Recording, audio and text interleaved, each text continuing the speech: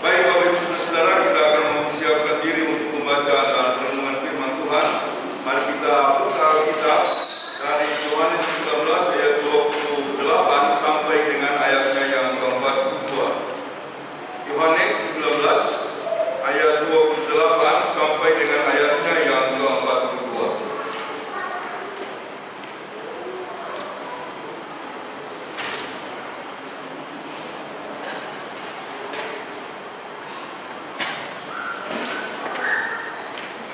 Sebelum kita membaca dan merenungkannya, mari kita tundukkan kepala, kita berdoa dengan Roh Kudus. Ya Allah, Bapa di surga, kami mengucap syukur kepadamu atas kasih karunia-Mu yang tetap menyertai kami sampai pada saat ini. Hari ini kami memasuki ibadah Jumat Agung, mengenang peristiwa kematian Yesus Kristus di atas kayu salib. Dalam rangka itu akan dilayankan perjamuan kudus, di mana nanti kami akan menerima roti dan anggur, tanda Kristus telah berkorban dan merengkuh serta menyelamatkan kami yang berdosa itu. Kami akan membaca dan merenungkan firman Tuhan. Sertailah kami, urapilah kami oleh Roh-Mu yang kudus, sehingga oleh hikmat-Nya kami dimampukan mengerti kehendak-Mu dan terutama dapat melakukannya dalam kehidupan kami setiap hari. Berfirmanlah kami selalu yang mengikuti ibadah di gereja maupun di rumah atau dari tempatnya melalui live streaming kami, sedia mendengarkannya dalam nama Tuhan Yesus. Amin.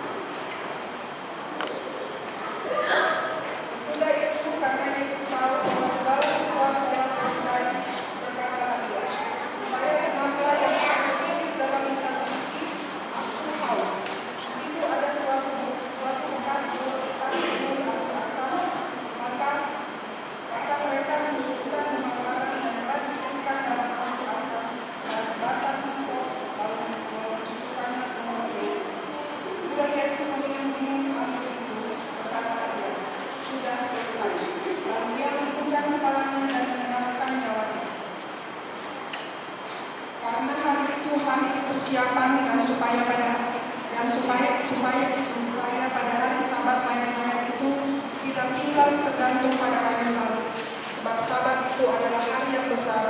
Maka datanglah orang-orang Yahudi kepada Pilatus dan meminta kepadanya.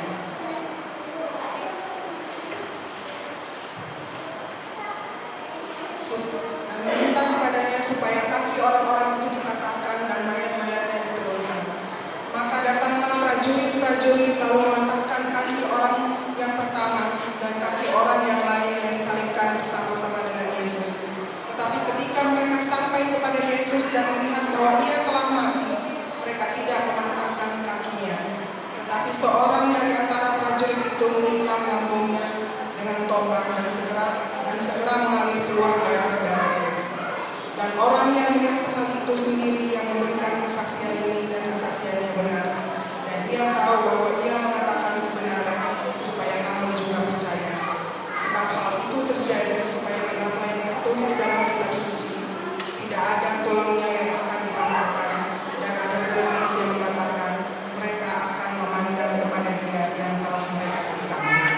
Sesudah itu Yusuf dari Arimatea, yang murid Yesus tetapi sembunyi-sembunyi karena takut kepada orang-orang Yahudi, meminta kepada Pilatus supaya Dia diperbolehkan menurunkan mayat Yesus. Dan Pilatus meluluskan permintaannya itu. Lalu datanglah ia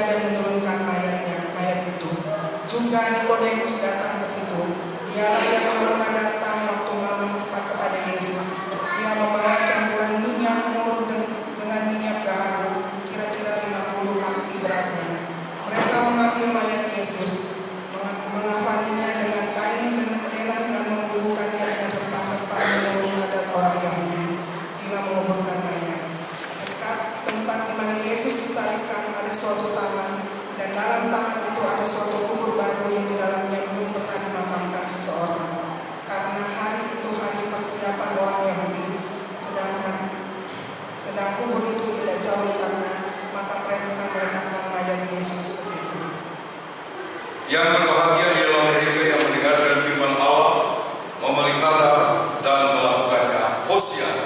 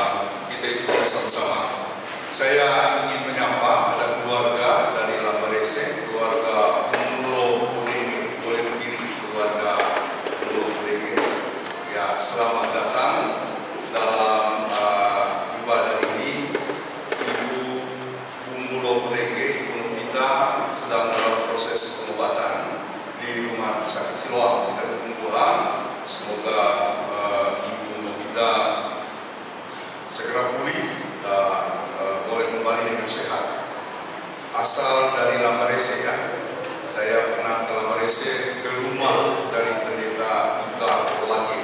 Waktu itu beliau adalah pendeta Klasis Bogu. Saya melihat juga ada keluarga baru yang baru pertama datang. Boleh berdiri? Atau sudah pernah? Oh sudah pernah ya? Oke baik. Jadi selamat sekali lagi, selamat Jumat Agung.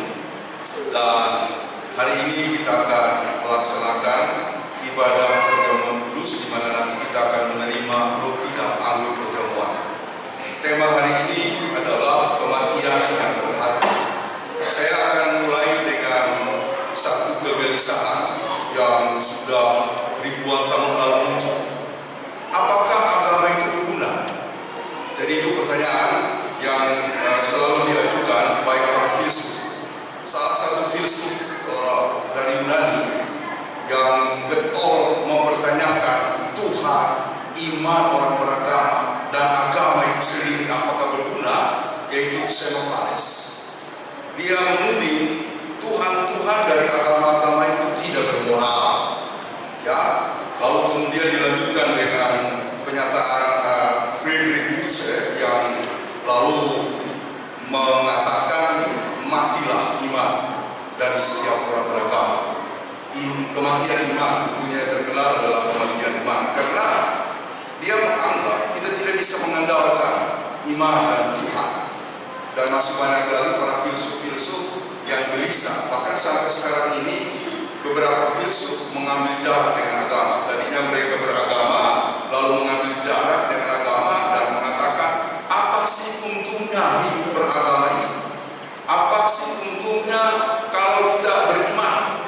Toh orang beragama hidup mengatakan menyembah Tuhan, memuliakan Yang Maha Kuasa, tetapi mereka berperang, mereka berselisih. Saya ambil contoh ya untuk beberapa kenyataan di mana hal-hal itu membuat para pengkritik agama lalu kemudian terus menyerang agama. Misalnya ya, mereka menyinggung, bagaimana mungkin kita akan mengenalkan agama sementara orang beragama yang disebut orang-orang religius lalu saling berperang menyerang orang yang juga beragama yang religius, misalnya menyinggung ya pada masa sekarang, menyinggung orang-orang Sikh dan Hindu di Punjab, India, itu saling berantem, saling berperang. Lalu orang-orang Islam Syiah dan Sunni itu terlibat dalam perang Iran dan Irak, ya bahkan sampai sekarang ini. Orang-orang Kristen dan Islam di Libanon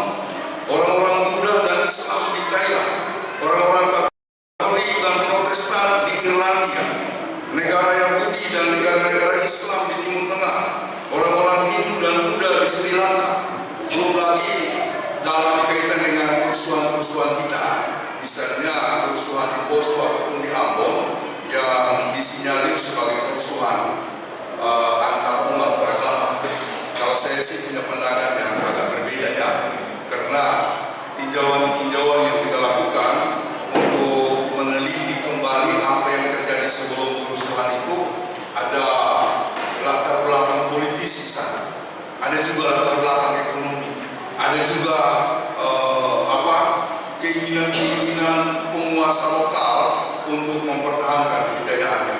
Tetapi yang menarik adalah pertanyaan daripada pengkritik agama itu, apakah agama itu berguna?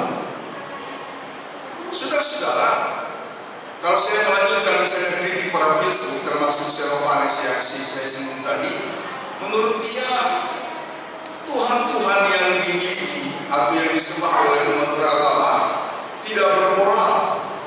Mengapa dia mengatakan tidak bermoral? Buktinya mereka bertuhan, tapi sifat orang beragamanya ya primordial, ya kesukuan, ya lalu mengklaim bahwa dia yang paling benar, agamanya yang paling oke, yang lain kalau bisa dihabisin.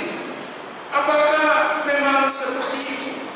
Saya membaca buku-buku itu, ketika membaca buku-buku mereka saya tergelitik dan saya berpikir ini pertanyaan yang harus kita ajukan juga dalam kehidupan kita bergereja. Apakah kita beragama, bergereja seperti ini berguna, bermanfaat?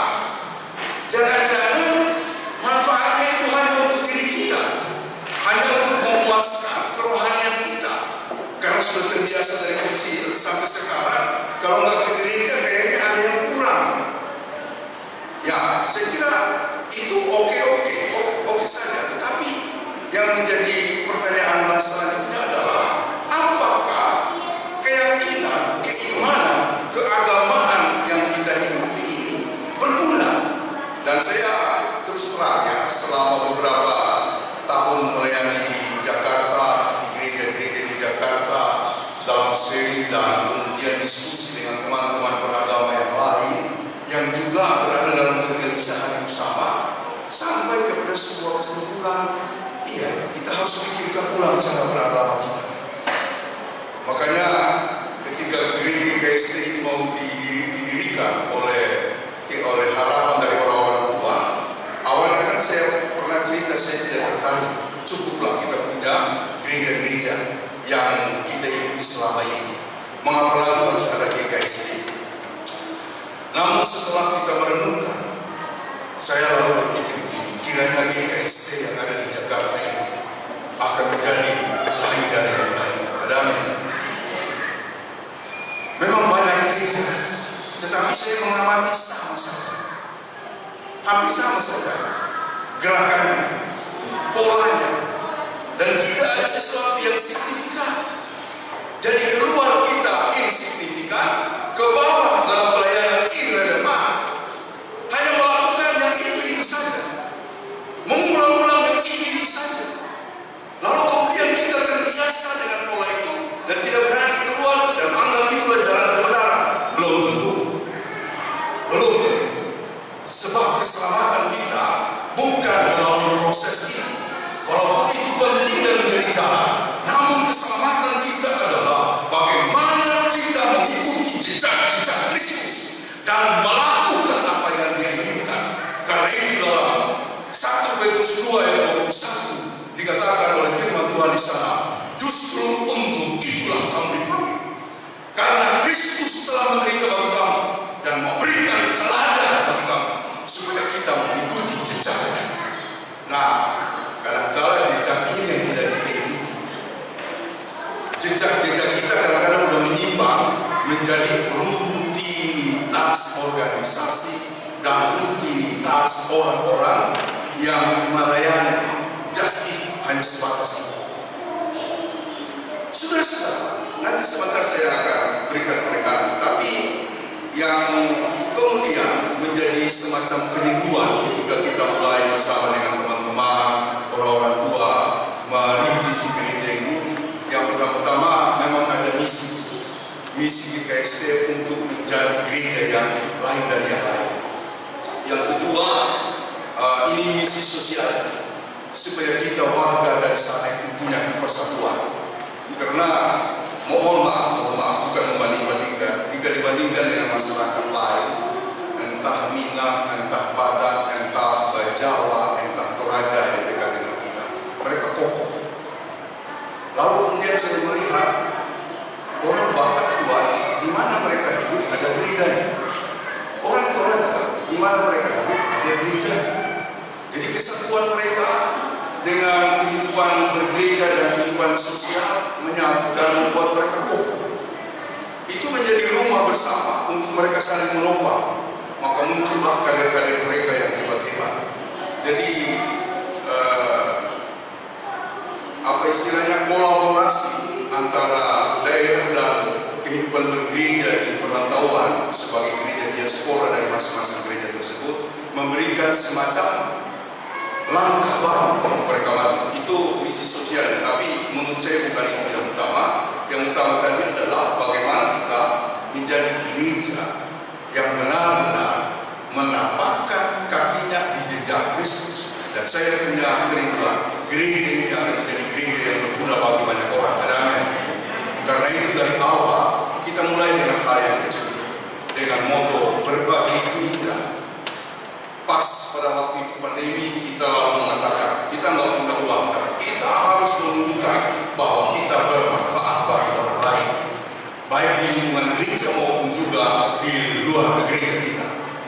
Untuk mempertahankan langkah itu, jangan sampai dia hanya panas-panas tai ayam, hanya muncul di periode awal lalu hilang. Kan banyak semangat bergereja begitu yang mereka tunjukkan sebuah antusiasme di bagian fase awal, sesudah itu hilang. Apalagi karena sudah menjadi gereja yang kuat, nggak ada lagi kepedulian. Paling-paling hanya memberikan diakonnya.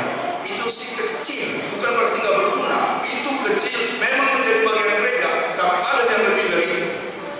Tetapi kalau diajak, misalnya untuk membantu orang lain, katakanlah kita dikasih list, waduh Pak Pendeta atau Bapak Ibu Majelis, ini hidup susah, kami saja harus berjuang, gaji tidak cukup. Oke, kita mengerti kondisi itu, tetapi jangan lalu kemudian kita terhenti untuk membantu, untuk menjadi orang yang berguna. Karena gereja ini berguna tergantung dari kita punya prinsip untuk berguna atau tidak.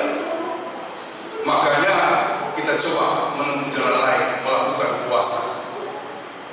Tahun lalu kita berpuasa berkumpul 6 juta lebih, semuanya kita pakai untuk membantu orang atau keluarga yang susah. Tahun ini mudah-mudahan bisa kita kumpulkan persembahan kasih dari aksi bersama puasa dan menahan diri. Mudah-mudahan lebih dari tahun lalu. Kalau kurang itu berarti panas-panas tai ayam berarti ya. Kalau kurang, nanti kita lihat saja hasilnya. Saudara-saudara, mengapa kita tempuh itu? Supaya kita berguna, supaya kita bermanfaat. Dan kita sudah tetapkan kemarin dalam rapat jemaat tanggal 18 Februari yang lalu bahwa aksi sosial kita akan kita wujudkan dalam kaitan dengan Paskah, di mana kita akan melakukan aksi puasa dan menahan diri dan juga Natal. Jadi dua momen itu kita akan gunakan untuk melakukan sesuatu yang bermanfaat. Memang nilainya kecil, tapi dengan melakukan itu kita setidak-tidaknya memberikan sesuatu yang berguna bagi orang lain. Saya tahu bahwa bantuan-bantuan seperti itu masih bersifat karitatif, menolong orang menurut kebutuhannya. Mimpi saya, mimpi kita bersama adalah ke depan kita akan mampu untuk melakukan suatu usaha-usaha lain semacam pemberdayaan SDM, pemberdayaan ekonomi. Saya juga punya mimpi, kita punya mimpi ke depan, kita punya lembaga beasiswa. Ya, siapa tahu kalau kita sudah berkembang 20-35 tahun yang akan datang, kita juga punya fasilitas pendidikan. Bukan sinode punya, jemaat punya. Seperti yang dulu kita laksanakan di Jemaat Immanuel Baru di GSD Palu. Ada yayasan pendidikan mengelola TK, SD, SMP, SMA. Semoga itu bisa terjadi, amin. Kalau begitu baru cerah memungkinkan gereja begitu. Dan bahkan kalau perlu ada universitas, Ruhia namanya, Ruhia University. Ya, itu bisa kita lakukan. Hanya mau nggak kita memikirkannya? Kalau saya oke, saya mau untuk memikirkan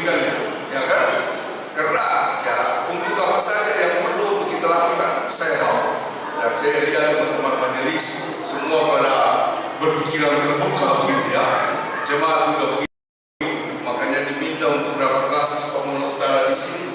Majelis mengatakan, oke, kalau memang dipercaya, ya Ibu Dia ya, yang mohon dukungan doanya Ibu Dia ya untuk GKST. Memang tidak mudah untuk merintis gereja seperti kita di kota metropolitan ini. Bahkan ketika Sekretaris Umum PGIB DKI menelpon saya dan mengatakan kami sudah dapat GKST salah satu gereja yang kami putuskan untuk menjadi tuan rumah sidang MPR PGIB DKI bulan November yang akan datang.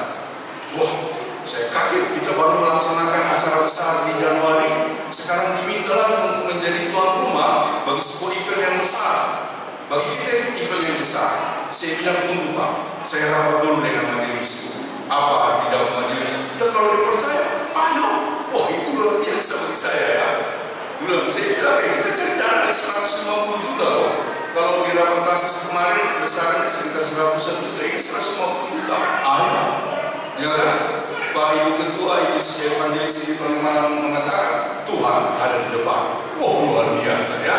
Ketika dia mengatakan Tuhan ada di depan, saya rasa salvo saya sudah penuh gitu ya. Sudah penuh. Memang begitu saudara-saudara.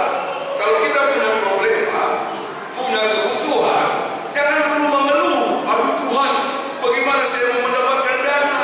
Bilang aja, Tuhan ada di depan. Langsung salvo kita banyak ya. Ada pendeta yang mengatakan, Pak, berapa sih tabungan? Oh, tabungan saya banyak. Saldo saya banyak. Hebat juga ini Pak Bineas. Di rekening enggak, di dompet jemaat. Saldo saya di dompet Bapak Ibu ya. Makanya kalau saya pulang, saya tinggal telepon ABC gitu ya. Kalau mereka tidak bantu keterlaluan. Saudara-saudara, apakah agama kita berguna atau bermanfaat? Karena itu, saya akan menguraikan beberapa hal berikut ini.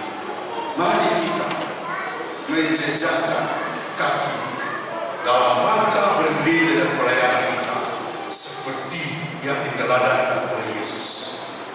Saya ulangi lagi, 1 Petrus 2 ayat 21. Justru karena itulah kamu dipanggil, karena Kristus telah menderita bagi kamu dan telah memberikan teladan bagi kamu supaya kamu mengikuti jejaknya. Dan apa jejak Kristus yang harus kita ikuti? Yang pertama-tama saudara, dia telah merelakan dirinya menjadi korban supaya kita bisa selamat. Terus terang, ini sesuatu yang klasik ya, pemahaman-pemahaman lama yang terus disampaikan berulang-ulang. Tetapi setelah saya renungkan kembali, oh luar biasa teologi Kristen ini. Karena kita tidak bisa selamat menurut apa yang saya lakukan, menurut kuasa kita, atau menurut persembahan kita, menurut pelayanan kita. Kita tidak bisa selamat. Teologi kita bukan seperti itu. Dan puasa yang saya ikuti hari ini sampai hari ini, penentuan ini kita sudah hari yang keberapa? Hari yang terakhir, hari yang ke-40. Puji Tuhan. Dari 40 hari itu saya baru 1 kali batal, yaitu tanggal 18 Maret, saya ingat. Ya kan? Karena saya bangun jam 7 tidak sambung. Lalu saya ke rumah Pak Jenny, mulai jam 12, ulu hati saya nyeri. Saya bilang saya tidak bisa. Ya kan? Akhirnya saya cuma sampai jam 12 ya. Ternyata karena itu sebab aroma dui di belakang saya mengganggu begitu ya. Aroma dui mengganggu. Akhirnya saya bilang saya batalkan hari itu. Tapi memang betul saya waktu itu sudah datang lapar begitu ya. Karena lapar ini kalau misalnya dipaksakan untuk ditahan, itu peningnya sampai sakitnya sampai di sini. Ya, karena orang bilang asam lambung itu kalau nggak di kepala, di dada, lalu kemudian di bulu hati. Ya, ada juga yang asam lambung katanya gemetaran. Ya, mulai gemetaran ya. Ya kan, bukan gemetaran niru ibu hidayah begitu ya, yang bagi orang itu. Menurut Bapak Ibu hidayah itu dulu apa tidak? Nah, kalau dari segi medis juga ya. Ya, Bapak Ibu, ada yang bilang dukun, ada yang punya jawaban lain, ibu hidayah. Dukun apa tidak? Ya, ibu dukun baik apa dukun hitam? Ya kan? Ya, karena saya selalu berani bilang dukun, karena dia melakukan itu untuk kebaikan orang lain ya. Dan saya pernah membaca teknik pengobatan, terutama di Timur Tengah. Dulu nggak ada dokter, tapi bisa mengobati orang yang sakit dengan caranya, dengan kemampuan pada waktu itu. Bapak saya, KI di Tetela sampai hari ini menolong orang yang terutama yang terkait tulang kalau makan ikan mas ya. Dan saya punya tugas dulu adalah membawa air di cangkir kalau ada yang datang. KI, ini KI saya jadi sangat pas tulangnya besar. Ini ambil air. Saya ambil lalu kemudian dia celupkan tangan kanan, minum. Ya, minum sampai hari ini. Sampai hari ini. Makanya kemarin pulang saya bilang, Bapak, emang cuma orang yang ketulangan, yang terkait tulang yang bisa, yang tulang yang bisa disembuhkan? Tidak. Saya pernah besuk orang sakit, lalu teman saya sakit, lalu saya mau pergi besuk. Tiba-tiba di sebelah itu ada ibu mau melahirkan, udah dari pagi nggak bisa melahirkan. Lalu lihat saya. Kemudian ketika lihat saya, mereka bawa air dan kayu. Dia paling celupkan tangan kayu. Untuk apa? Pokoknya celupkan saja. Setelah dicelupkan, dia bawa sama ibu disuruh minum, gosok di bagian perutnya. Oh, itu ya sesudah itu. Wih, saya bilang, Bapak dukun ya? Tidak, saya tidak dukun. Dia bilang, saya tidak dukun. Ya, jadi sampai hari ini saya masih dalam pemahaman bahwa Ibu Ida itu diberi karunia khusus. Karena kalau saya nonton TikTok, YouTube dan beritanya, dia mengucapkan nama Tuhan dalam keyakinan dia, bukan dalam keyakinan dia. Oke, itu tidak usah bahas. Nanti kita lihat hasil akhirnya ya. Apa dia itu dukun atau bukan. Kembali kepada persoalan kita adalah mari kita mengikuti jejak Kristus yang kemudian telah menjadi korban. Ketika dia mengorbankan diri, kita menjadi selamat. Kita bukan selamat karena misalnya saya berpantang, atau saya misalnya melakukan doa semalam subuh, atau saya melakukan kegiatan pelayanan luar biasa, ya kan? Saya lihat teman-teman majelis ini dari sini kadang ke Gospel Cibubur Cimanggis, sementara ini akan pelayanan perjamuan kudus di persekutuan doa kita yang ada di Tangerang. Itu jarak jauh, belum lagi uang, ya kan? Kalau bukan jiwa pengorbanan itu susah. Oh, itu luar biasa. Makanya nanti kalau sampai Ibu Ros Pajeri tidak masuk surga, waduh, ya kan? Misalnya nanti yang pas kiamat saya cari-cari mana Pajeri ini. Ternyata Pajeri di samping saya di neraka kami. Di neraka kami, ya kan? Saya lihat waduh yang lain ada di atas. Saudara-saudara, kenapa saya menyebut kita itu bisa ke neraka? Karena tanggung jawab kami ganda besar. Yang kami melayani jemaat bisa mudah masuk surga. Karena ketika kami tegur lalu bertobat, bertahan sampai akhir, dia masuk surga. Tapi kami belum tentu. Biar kami bertobat, biar kami melakukan pekerjaan, tapi kalau ada jemaat satu saja tidak masuk surga, itu tanggung jawab saya. Itu tanggung jawab kami. Dan kami harus mempertanggungjawabkan. Makanya belum tentu kami masuk surga, karena ada jemaat yang tidak masuk surga. Ya kan? Mudah-mudahan kita masuk ke sini. Ya kan? Masa kita tinggal di neraka begitu ya? Tapi kata orang neraka itu bagus. Ya? Kata orang neraka itu bagus. Karena ada orang dibawa oleh malaikat mulai menunjukkan neraka. Lalu kemudian neraka itu enak, ya adem, tidak seperti yang dia bayangkan selama ini. Bagus sekali neraka. Saya sudah melihat situasi itu, dia pindah, dibawa ke surga. Di surga bagus tapi sepi, ya kan? Di sana banyak orang tapi bagus begitu. Sudah, dia bilang kepada malaikat, kalau saya nanti mati, gak usah di surga, di neraka saja. Ya, berpuluh-puluh tahun dia menjalani kehidupan sampai usia tua lalu dia mati. Langsung dibawa ke neraka. Ketika dia sampai di pintu gerbang neraka, dia kaget. Api menyala-nyala, banyak orang yang menderita. Dia tanya sama malaikat, mana situasi neraka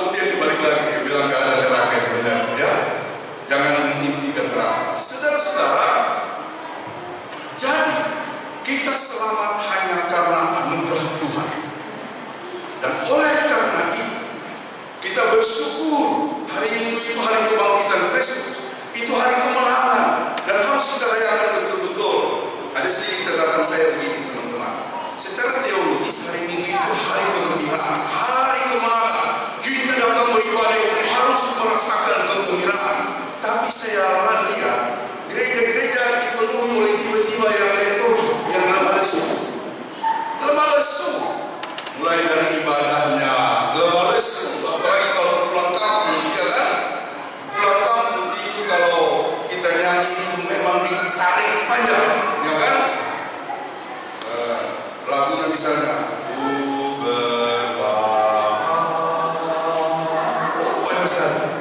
ya kan? Tapi orang di kampung menikmati. Menurut saya itu harus diperbaharui. Ya, para pakar liturgi mengatakan liturgi hari Minggu itu harus gembira. Musiknya, cara bernyanyinya. Makanya di gereja-gereja tertentu ada yang pandu lagu begitu kan? Lagu ku berbahagia harus dinyanyikan dengan ekspresi bahagia. Ku berbahagia, yakin teguh. Itu kalau dinyanyikan luar biasa. Kadang-kadang lagu-lagu kita memang monoton, karena itu di GKS Gloria 1-2 lagu persekutuan kita nyanyikan. Saya punya pengalaman ya, sejak kita beribadah di GKS, kalau lagu-lagu misalnya lagu-lagu yang suci, suci, suci, mukanya terang. Tapi kalau sudah dibilang lagu tadi, apa itu lagu tadi yang pertama? Berlaku dia, bukti kasih. Saya bilang, kenapa kalau lagu itu mereka merasa hidup, merasa gembira? Ya, saya pikir mungkin kena di hatinya. Sebenarnya semua lagu kena di hati, tergantung cara membawakannya. Oke, nanti kita pikirkan lagi cara beribadah kita, karena memang GKS Glory di Jakarta harus melakukan pembaharuan itu mulai dari kita. Saudara-saudara, sekali lagi kita selamat karena Yesus Kristus. Kita tidak bisa selamat karena apapun yang kita lakukan. Apakah saya berpuasa seperti ini 40 hari dengan teman-teman sekalian, ataukah doa saya semalam suntuk, ataukah pelayanan saya, ataukah bakti-bakti saya, itu tidak bisa menyelamatkan kita. Yang menyelamatkan kita adalah Yesus Kristus. Makanya terus berjejak di jejak Yesus, ikuti dia terus-menerus. Saudara-saudara, lalu apa artinya puasa yang saya lakukan? Doa-doa yang kita naikkan, pelayanan yang kita wujudkan, itu tanda terima kasih kita kepada Tuhan yang telah menyelamatkan kita, dan karena itu kita bersyukur. Syukurnya itu bukan hanya lewat pujian, tapi lewat pelayanan. Karena saudara, mari menjadi pribadi yang melayani. Saya sudah berkali-kali mengatakan, kalau ada yang mengeluh kepada saya, Pak Pendeta, saya punya masalah begini-begini, saya punya problema, dari dulu tidak selesai. Saya tidak menjelaskan panjang-panjang lagi sekarang. Saya bilang, ibu, bapak, ambil pelayanan. Karena saya melihat, ketika orang bergumul mengambil pelayanan, dia tertolong dari persoalan tanpa dia sadar. Jadi baik kita melayani maupun jemaat, saya harap melayani, tetapi dengan catatan, melayanilah dengan komitmen. Apakah sebagai prokantor, apakah sebagai organis, apakah kita sebagai pengurus komisi, lakukan dengan sebuah bingkai berpikir, saya mau melakukan ini hanya untuk Tuhan, bukan untuk manusia. Kolose 3 ayat 23. Apapun yang kamu lakukan, lakukanlah itu seperti untuk Tuhan, bukan untuk manusia. Dari rumah kita persiapkan, jangan nanti sampai di sini baru tanya, bacaan hari ini apa? Saya kira dia tidak mempersiapkan diri. Mana tugas saya? Saya kira dia tidak mempersiapkan diri. Mana sekolah saya? Ya, hari ini saya buka sekolah. Ya, saya terus terang tidak bawa sekolah, salah masuk di sekolah. Saya kalau Sabtu itu saya sudah siapkan semuanya, logat saya, baju saya, sekolah saya sudah masuk di dalam tas, saya simpan di dalam mobil. Saya tidak mau besok pagi baru mencari-cari. Sepatu juga begitu. Tapi dari malam, rupanya yang saya kasih masuk sekolah umum, di jalan baru saya sadar, salah bawa tolak. Saya bawa umum. Lah, kan ada di atas meja, tidak sudah sini tapi di atas meja. Tapi yang saya kasih masuk warga umum, karena pikiran saya seperti di gereja lain masuk pakai warga umum. Jadi, saudara-saudara, semua itu kita lakukan dalam rangka rasa syukur kita kepada Tuhan. Akhirnya saya ingin mengatakan, siapa patron kita? Yesus Kristus.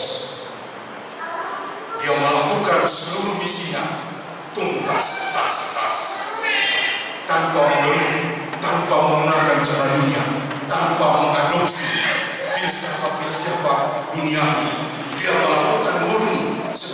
panggilannya untuk mewujudkan kasih Allah. Dia melakukan kasih Allah sepenuh-penuhnya. Dia mengorbankan dirinya semaksimal-maksimalnya. Dia melakukan semua itu dengan tujuan, dari satu tujuan, supaya manusia diselamatkan. Inilah yang membuat kematian Yesus berharga. Inilah yang membuat kematian Yesus berharga. Dikatakan di dalam Mazmur, berharga kematian orang-orang yang dikasihi. Apakah kematian kita nanti akan berharga seperti itu? Mari kita mengikuti Yesus dengan pikiran saya melakukan yang terbaik, dan yang kedua, mau dan rela melakukan apa saja yang penting orang lain baik. Kadang-kadang saya melihat begini sebagai penutup, banyak persoalan dalam rumah tangga terjadi karena ego, bukan? Banyak sengketa dalam gereja terjadi karena ego, bukan? Banyak keles di antara saudara bersaudara karena ego, bukan? Lihat Yesus, kalau dia mau egois, dia tinggalkan kita. Dia sudah cukup cemerlang di sorga dengan kehidupannya yang penuh dengan kekudusan ilahi, tapi dia tinggalkan itu. Saya tutup dengan pernyataan seorang bapak yang menceritakan pergumulannya. Dia merasa tidak salah, tapi dia bilang begini, sesuai dengan ajaran Kristus, saya menanggung kesalahan pasangan saya, meskipun dia yang salah.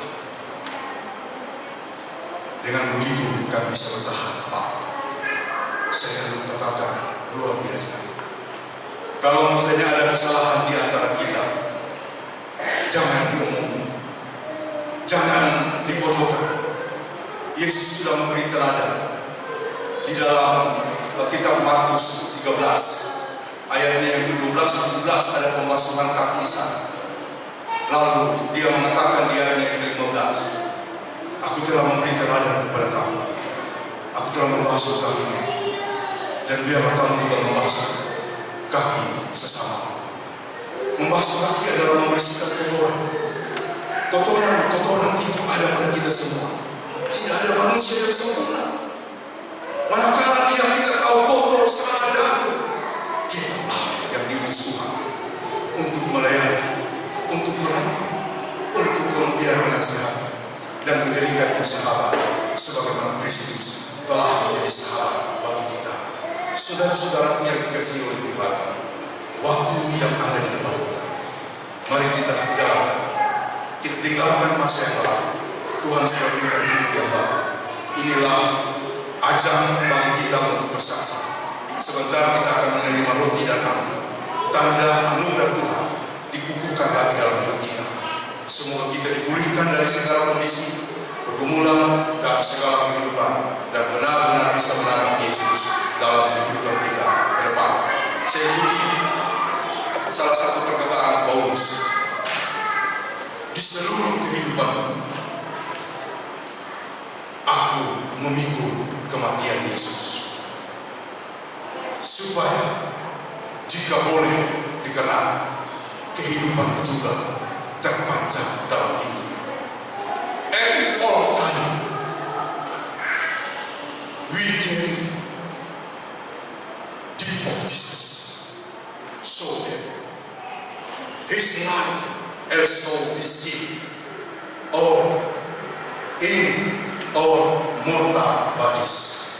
Semoga kematian Kristus yang kita bawa dalam diri kita juga akan diikuti dengan kehidupan Kristus